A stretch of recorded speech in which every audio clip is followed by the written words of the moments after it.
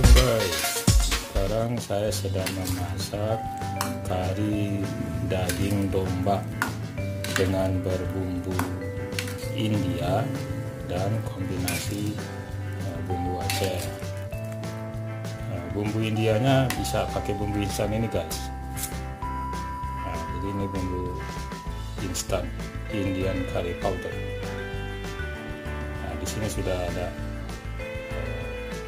bahannya, ada coriander, turmeric, black pepper, chili, mustard, dan lain-lain.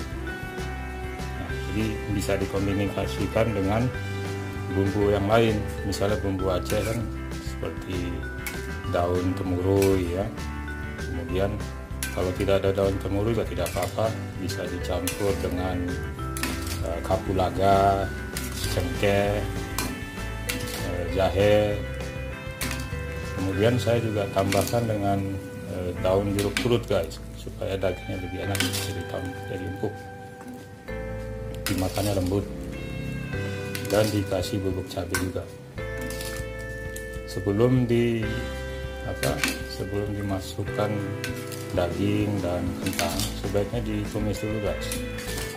Ya, ditumis dengan sedikit minyak kelapa murni, dimasukkan bawang bombay. Setelah itu dimasukkan kentang, daging, dan kaldunya. Jadi kira-kira 1 jam lebih guys, sudah siap dihidang.